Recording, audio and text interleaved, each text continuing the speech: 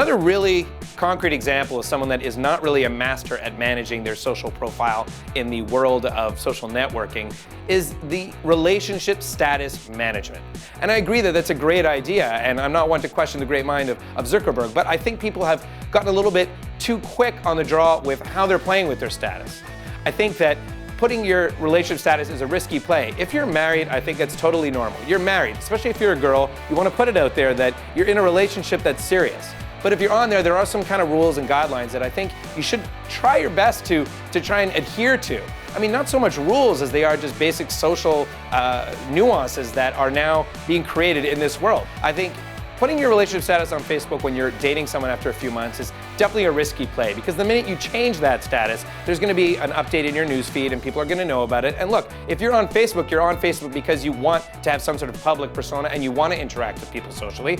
And also, you don't want to be changing your relationship status every year on Facebook. That creates a bit of inconsistency in people's perceptions of you. And if you care at all, again, about how people are seeing you on Facebook, which I think you should, then definitely they're going to be a little bit leery of engaging with you in any relationship if there are any women taking a look at your page.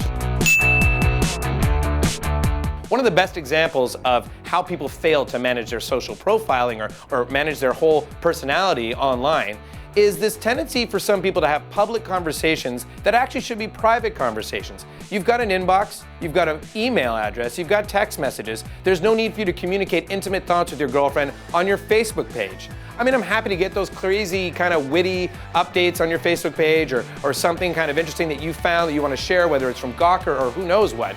But I don't need to know that you're meeting your girlfriend at the restaurant at 8 o'clock tonight for dinner. That's something that goes in the inbox. And I think some people have a tendency to forget that. And I don't know if it's a preference that they want to kind of demonstrate that they have a personal life in a public market or public atmosphere. But the idea is there is still plenty of room for private life, and we don't need to put it all out there. The public space is for those kind of odd things you may want to share with the world as some sort of an update, but you don't really want to be having some sort of intimate conversation that I need to be exposed to. All these things have to be taken into consideration when you are managing your social profile.